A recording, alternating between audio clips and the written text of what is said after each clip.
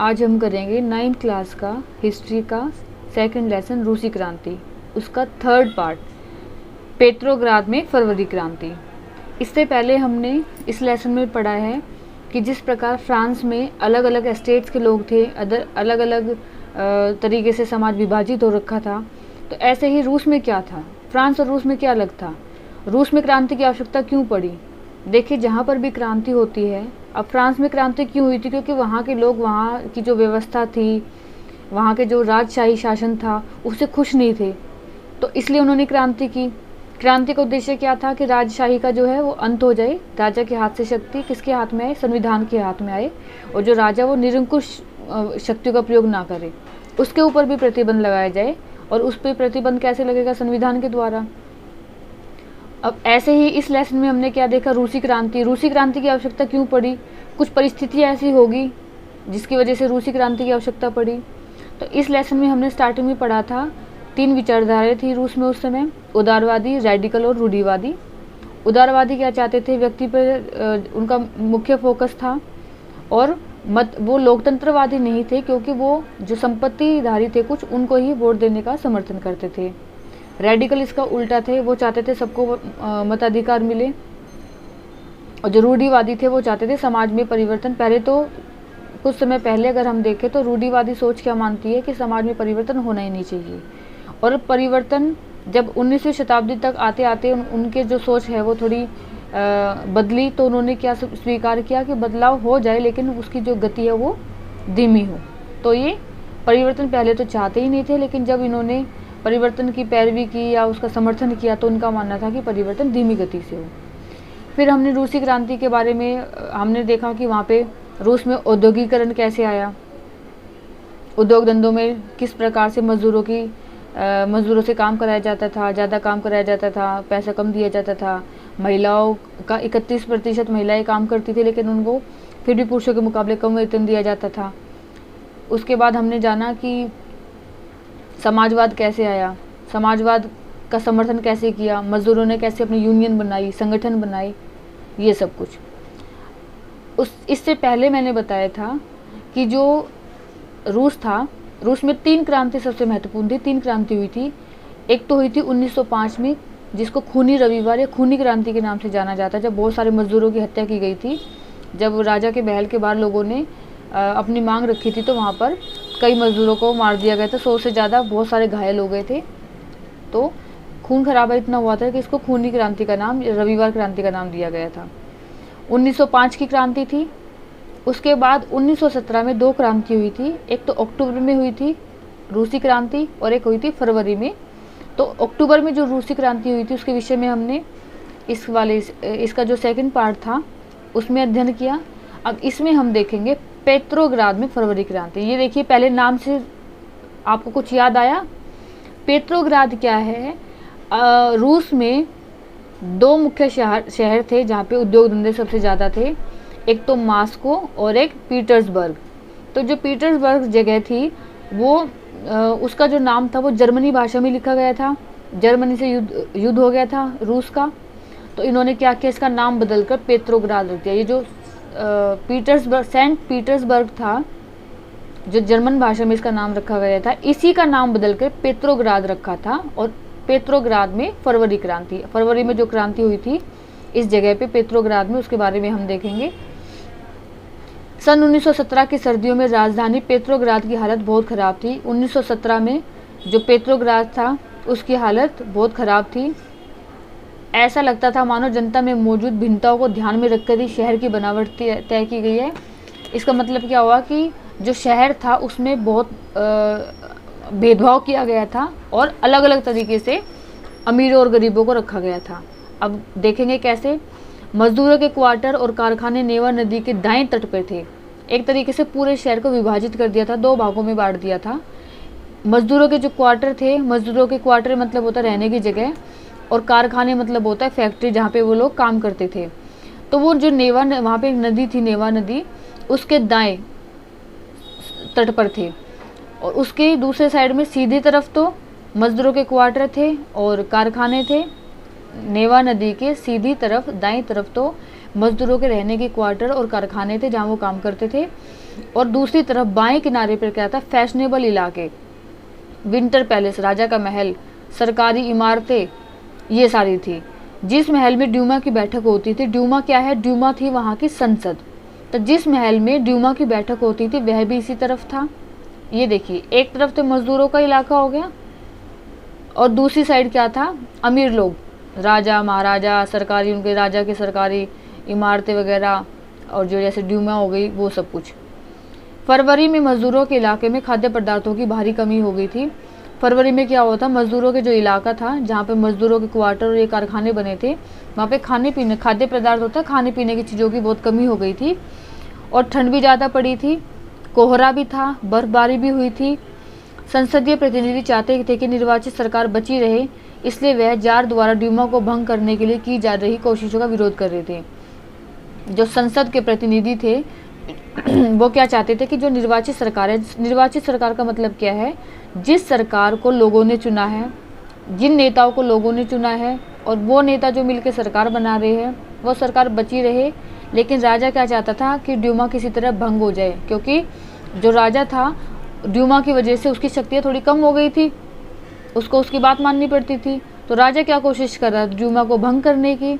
और जो संसदीय प्रतिनिधि थे, जो संसद में लोगों द्वारा चुने गए लोग थे, वो चाहते थे कि किसी भी तरह ड्यूमा भंग ना हो। तो आगे हुआ क्या, 22 फरवरी को दाए तट पर, दाया तट कहाँ था, जहाँ पर मजदूर रहते थे, एक फैक्ट्री थी, उसमें तालाबंदी, एक फैक्ट्री की तालाबंदी की घोषणा कर दी गई। अगले दिन इस फैक्ट्री के मजदूरों के समर्थन में 50 फैक्ट्रियों के मजदूरों ने भी हड़ताल कर दिया। उसका समर्थन करने के लिए क्या किया, और भी जो दुनिया भर की बहुत सारी फैक्ट्री थी रूस में, 50 से आसपास फैक्ट्रियाँ, वहाँ जो लोग काम करते थे, जो मजदूर काम करते थे, उन्होंने यूनिटी दिखाई, एकता दिखाई, और उन्होंने भी हड़ताल का ऐलान कर दिया। बहुत सारे कारखानों में जो औरतें थी वो भी बहुत बढ़ चढ़ के हिस्सा ले रही थी हड़तालों में।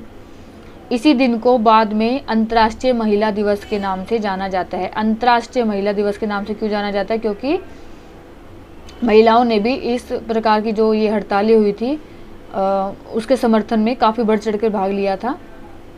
उसके बाद अंतर्राष्ट्रीय जनता बस्ती पार करके राजधानी के बीचों बीच नेवेस्की प्रोस्पेक्ट तक आ गई। जो आंदोलन करने वाले लोग थे, जो जनता थी, वो क्या हुआ, उन्होंने अपनी बस्ती जहाँ पे वो रहते थे उसको क्रॉस करके और जो दूसरी जगह थी वहाँ तक पहुँच गए। इस समय कोई भी राजनीतिक पार्टी वहाँ पे काम नहीं कर रही थी। जब फैशनेबल रिहायशी इलाकों और सरकारी इमारतों को मजदूरों ने घेर लिया, दूसरी जगह जहाँ पे अमीर लोग रहते थे, राजा का महल था, सरकारी इमारतें थी, जब इन लोगों ने जो आंदोलन कर रहे थे, इन्होंने क्या किया, उस जगह को भी घेर लिया। तो सरकार ने क्या किया, कर्फ्यू लगा दिया, आने जाने पर ही रोक लगा दी। शाम तक प्रदर्शनकारी क्या होते, वो इधर तितर बितर मतलब इधर उधर हो गए, और फिर उन्होंने हिम्मत नहीं हारी, 24 और 25 तारीख को फिर से वो इकट्ठा होने लगे। सरकार ने फिर से उनको दबाने के लिए क्या किया, सैनिक और पुलिस को वहां पे तैनात कर दिया। दोबारा बता देती हूँ एक बार और, ये देखिए पेट्रोग्राद है, सेंट पीटर्सबर्ग एक जगह थी जहाँ पे उद्योग धंधे ज़्यादा मात्रा में थे। ये जर्मनी का नाम था, जर्मनी से रूस का विवाद हो गया था, युद्ध हो गया था, तो उन्होंने क्या किया, इसका नाम बदल दिया, पेट्रोग्राद रख दिया। अब फरवरी में क्रांति हुई थी, तो फरवरी की हम बात करेंगे। उस समय क्या था, रूस को 2 भागों में बांटा गया था। ये रूस में जो ये जगह थी ना पेट्रोग्राद, उसमें 2 तरीके से लोगों को रखा जाता था। एक तरफ गरीब लोग रहते थे, मजदूर, उनके रहने की जगह थी। दूसरी जगह अमीर लोग थे, राजा का महल था। अब हुआ क्या कि 22 फरवरी को जो मजदूर जहाँ रहते थे वहाँ पे एक फैक्ट्री में तालाबंदी घोषित कर दी गई थी, बंद कर दी थी फैक्ट्री। तो बहुत सारे मजदूर बेघर हो गए थे, बेरोजगार हो गए थे। उनका समर्थन करने के लिए 50 फैक्ट्रियों के मजदूरों ने भी हड़ताल कर दी, बहुत सारी महिलाओं ने भी इसका साथ दिया। और सरकार ने क्या किया, इन लोगों को हड़ताल बंद करने के लिए कि जिससे कि हड़ताल बंद कर दे, अपने बहुत सारे सैनिक और पुलिस वहाँ पे तैनात कर दी। फिर क्या हुआ, रविवार 25 फरवरी को सरकार ने ड्यूमा को बर्खास्त कर दिया। अब जिस चीज़ का लोगों को डर था वही हुआ, ड्यूमा को बर्खास्त कर दिया, भंग कर दिया। सरकार के इस फैसले के खिलाफ राजनीतिज्ञ बयान देने लगे। 26 तारीख को प्रदर्शनकारी बहुत बड़ी संख्या में बाएं तट के इलाके में इकट्ठे हो गए। बाएं तट वो था जहाँ पे राजा रहते थे और सरकारी इमारतें थी। 27 को उन्होंने पुलिस मुख्यालयों पर हमला करके तहस नहस कर दिया। लोगों को गुस्सा आया तो लोगों ने क्या किया, जो पुलिस मुख्यालय थे उनको तहस नहस कर दिया। रोटी, तनख्वाह, काम के घंटों में कमी और लोकतांत्रिक अधिकारों के पक्ष में नारे लगाए। रोटी मतलब उनको खाने के लिए, पेट भरने के लिए खाना मिले, उनकी तनख्वाह थोड़ी बढ़ाई जाए, काम के जो घंटे इतने घंटे वो काम करते थे उसमें कमी की जाए, और बहुत सारे लोकतांत्रिक अधिकार के लिए लोगों ने सड़कों जाम कर दी। सरकार ने क्या किया, सरकार ने फिर से लोगों में डर पैदा करने के लिए और लोगों को रोकने के लिए फिर से अपने सैनिकों को वहाँ पे तैनात कर दिया। तो ये हम पढ़ रहे हैं फरवरी क्रांति, जो कहाँ हुई थी, पेट्रोग्राद में हुई थी। फरवरी क्रांति हुई थी तो फरवरी में ही सारा कुछ हुआ था। तो फरवरी में किस प्रकार की व्यवस्था थी, क्या स्थिति थी वहाँ पे, किस तरीके से लोग रहते थे, फिर लोगों ने क्या, तालाबंदी जब फैक्ट्री में की गई लोगों ने किस प्रकार विरोध किया, सरकार ने क्या क्या किया, सैनिक लगा दिए, पुलिस खड़ी कर दी, लोगों ने क्या किया, जो पुलिस के मुख्यालय थे उनमें उनको तहस नहस कर दिया, तोड़ डाला उनको, और सड़कों पे उन्होंने, लोग बहुत भारी संख्या में जमा हो गए। ये सारा है। इसके बाद है, अब देखो सबसे अच्छी चीज़ क्या हुई, ये देखिए, लेकिन घुड़सवार सैनिकों की टुकड़ियों ने प्रदर्शनकारियों पर गोली चलाने से इनकार कर दिया। उस समय क्या हुआ था, राजा ने तो आदेश दे दिया था कि जो सैनिक है वो, जो लोग प्रदर्शन कर रहे हैं, आंदोलन कर रहे हैं, उन पर गोली चला दे। लेकिन सिपाहियों ने क्या किया, सैनिकों ने गोली चलाने से इनकार कर दिया। क्यों? क्योंकि वो भी बहुत सारे बेचारे किसानों के घर से थे, गरीब घरों से थे, तो उनको पता था ना कि बेचारे इतनी मेहनत क्यों कर रहे हैं, जो धरना दे रहे हैं, हड़ताल कर रहे हैं, आंदोलन कर रहे हैं, दिन रात एक कर रहे, वो हमारे लिए तो कर रहे हैं। तो सिपाहियों ने क्या किया, गोली चलाने से इनकार कर दिया। गुस्साए सिपाहियों ने एक रेजिमेंट की बैरक में अपने ही एक, और क्या किया, गुस्से में सिपाहियों ने अपने ही एक अफसर पर गोली चला दी, और वो सारे किसके साथ जाके मिल गए, सिपाही सारे जो हड़ताल मजदूर कर रहे थे उन मजदूरों के साथ जाके मिल गए।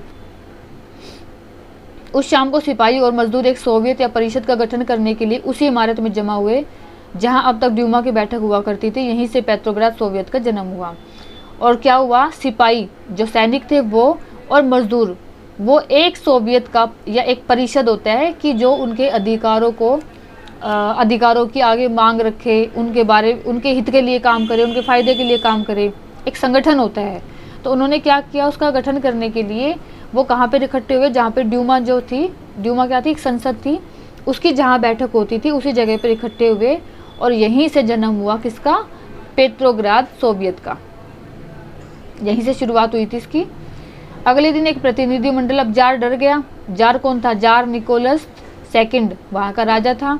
अब उसने देख लिया कि भाई लोग तो बहुत बड़ी संख्या में इकट्ठे हो रहे हैं, उनकी इमारतों को भी तोड़ फोड़ कर रहे हैं। अब वो डर गया कि अब उसका नंबर है, लोगों के गुस्से को देख के। तो क्या हुआ, अगले दिन एक प्रतिनिधि मंडल जो था वो जार से मिलने गया। सैनिक कमांडरों ने उसको जाके सलाह दी कि भाई अगर वो चाहता है कि उसकी जान बख्शी जाए तो उसको राजगद्दी छोड़नी पड़ेगी।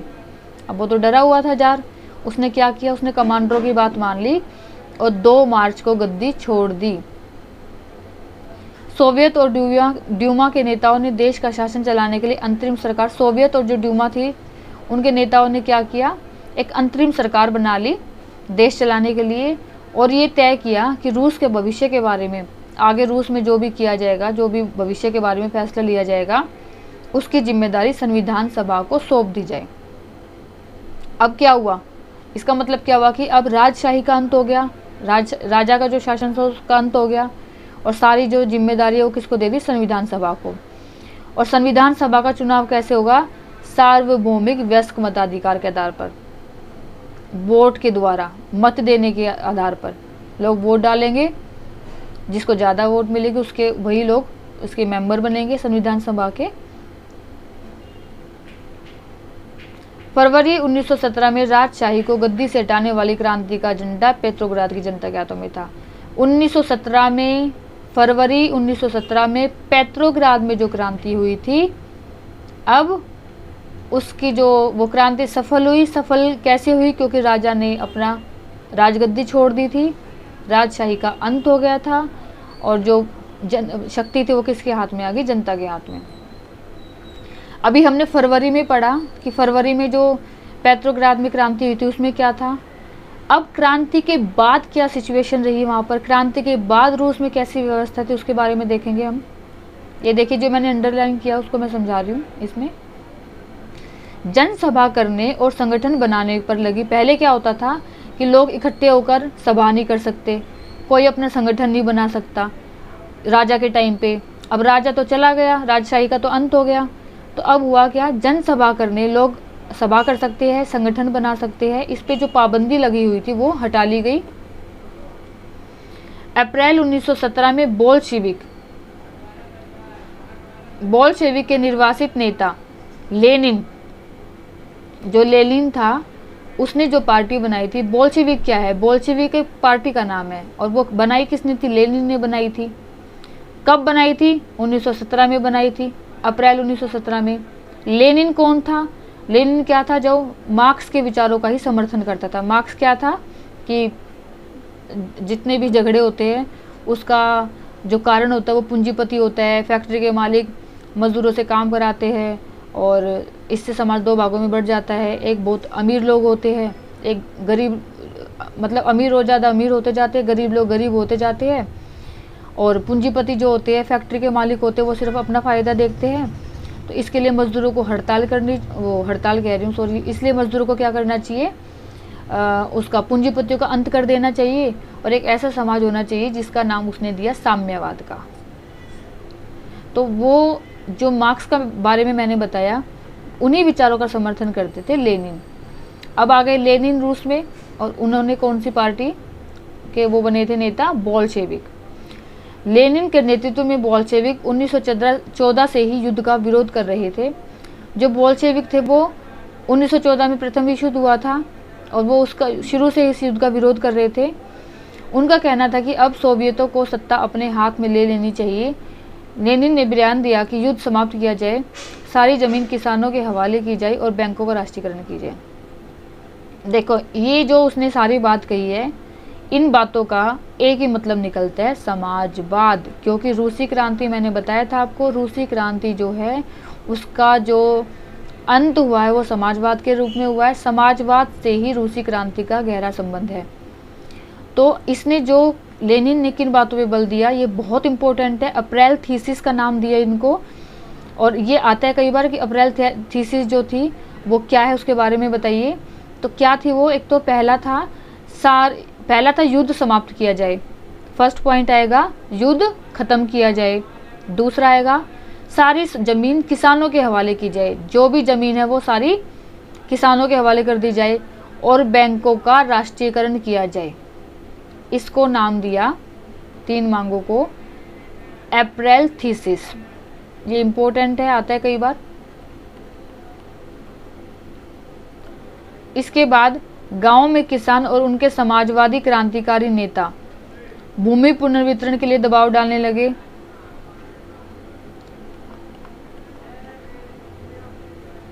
इससे देखिए एक बार बता देती हूँ मैं इसको।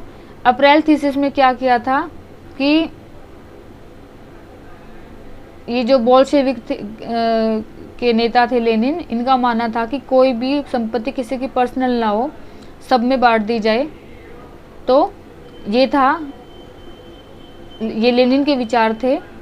और गांव में किसान और उनके समाजवादी क्रांतिकारी नेता भूमि पुनर्वितरण के लिए दबाव डालने लगे थे। इस काम के लिए भूमि समितियां बना दी गई।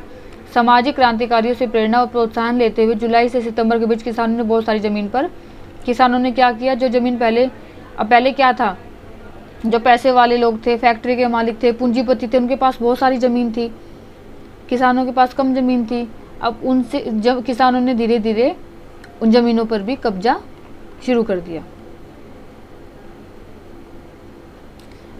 ये हमने पढ़ा फरवरी क्रांति के बारे में। फरवरी क्रांति क्या थी और उस क्रांति के बाद की कैसी व्यवस्था रही, एक बार थोड़ा और बता देती हूँ शॉर्ट में।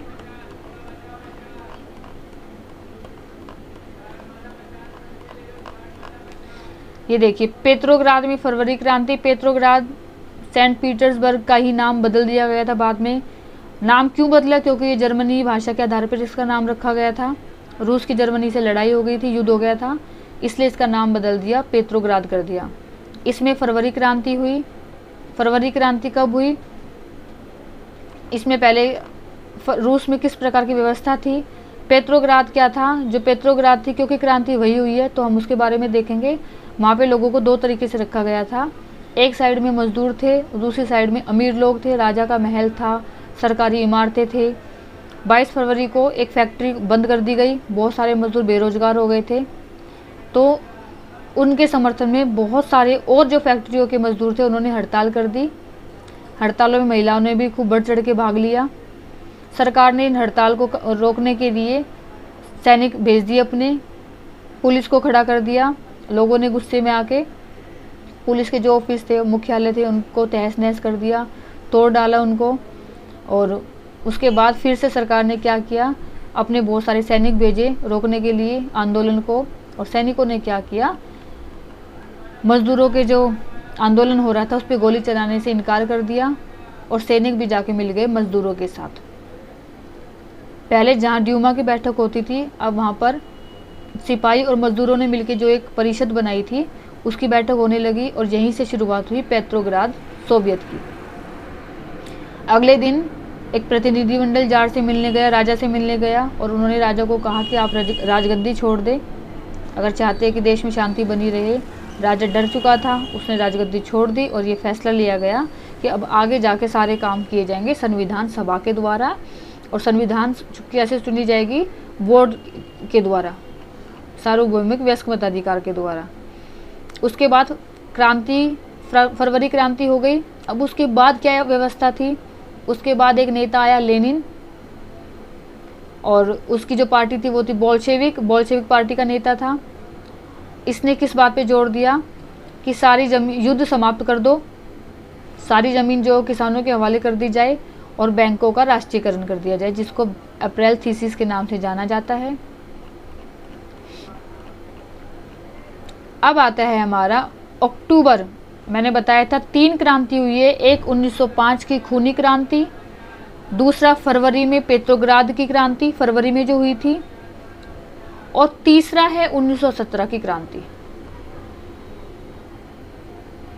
ये देखिए, 16 अक्टूबर 1917 को लेनिन ने पेट्रोग्राद सोवियत और बोल्शेविक पार्टी को सत्ता पर कब्जा करने के लिए राजी कर दिया। 16 अक्टूबर 1917 को लेनिन ने क्या किया? पेट्रोग्राद सोवियत और बोल्शेविक पार्टी को सत्ता, मतलब जो शक्ति थी, उस पर कब्जा करने के लिए राजी कर लिया। सत्ता पर कब्जे के लिए लियोन ट्रोट्स्की के नेतृत्व में सोवियत की ओर से एक सैनिक क्रांतिकारी समिति का गठन किया गया। इस बात का खुलासा नहीं किया गया कि योजना को किस दिन लागू किया जाएगा। अब हुआ क्या?